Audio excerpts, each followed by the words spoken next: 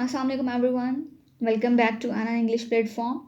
I suggest you all to sit silently, close your eyes, plug your headphones, and listen the story carefully as per English listening practice.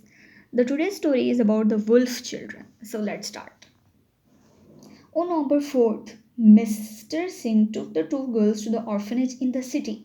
His wife, who helped run the orphanage, could hardly believe her eyes as she watched the wolf children. Both had thick, rough skin on their hands, knees, and elbows because they moved on all fours. When they wanted to go a short way, they used their knees and elbows, but when they wanted to run, they would travel using their hands and feet. Mrs. Singh gave them each a dish of milk, which they lapped up. When she tried to touch them, they growled and snapped at her hand. The girls were given the names Kamala and Amala. Kamala means lotus flower and Amala means bright yellow flower. It was clear that Kamala was several years older than Amala, and Mrs. Singh guessed that Kamala must be about 8 years old. The Singhs had no way of telling whether the two girls were sisters or not, and they had no idea how they had come to live with the wolves. It seemed a miracle that they had survived in the jungle for so long. Mr. Singh decided that the discovery of the children should be kept a secret. His wife figured that this was best for the girls. It was a secret that the Singhs was not able to keep for long. When Mrs. Singh tried to give the girls their first bath, the orphanage echoed with their howls. Soon, talk of the wolf's children spread through the city. The first lesson that Amala and Kamala had to learn was that they were not wolves. This was far more difficult than Mrs. Singh had imagined. Although she deliberately played with other children in front of Amala and Kamala, she could not get the wolf girls to behave like humans.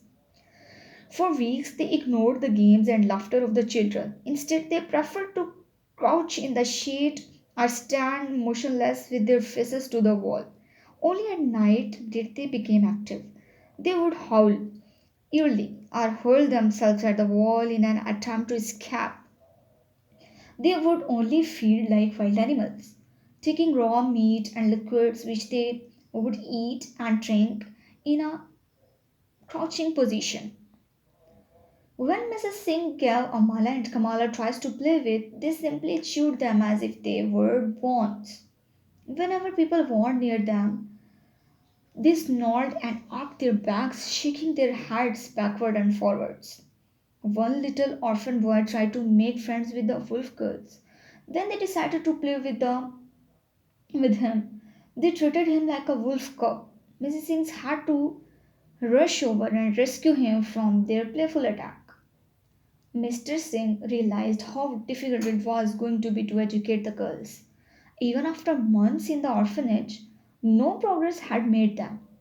It was clear the girls did not think like humans.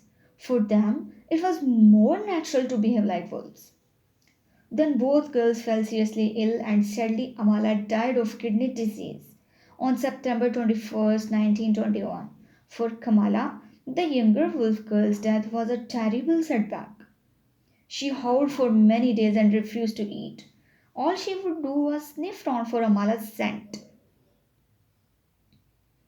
Gradually, Kamala turned to Mrs. Singh and slowly began to respond to the woman's patience and kindness.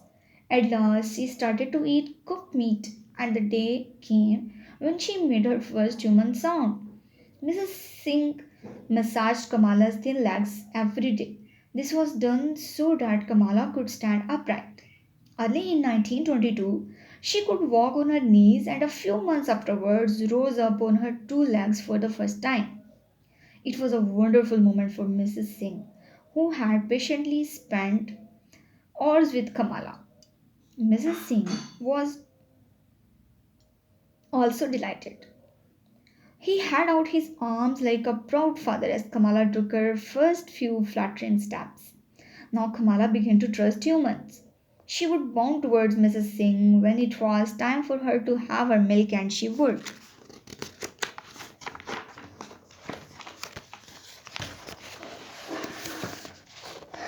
Every rides on the swing, she became used to wearing a dress and she tried to learn to speak.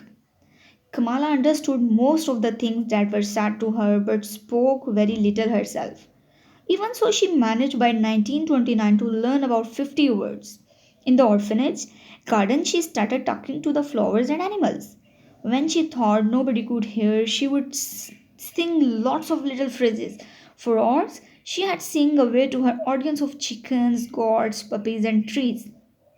Then Mrs. Singh was forced to leave the orphanage for several weeks. Her aunt was seriously ill. Kamala could not understand why Mrs. Singh had left her. For 2 weeks she went back to her old ways. She sat in a dark corner, swaying backwards and forwards. Everyone in the orphanage was worrying about her, but there was nothing they could do. Kamala refused her food. She stopped singing to herself. At last, Mrs. Singh returned. Quick, Kamala Mama has come back. Someone cried. The wolf, the words acted like magic. Kamala ran to greet Mrs. Singh. Both were overjoyed to see each other. Mrs. Singh had out her arms, lifted Kamala up, and covered her face with kisses. Kamala refused to let go of Mrs. Singh's hand for the rest of the day. That night, Mr. Singh sat in his study writing up his notes.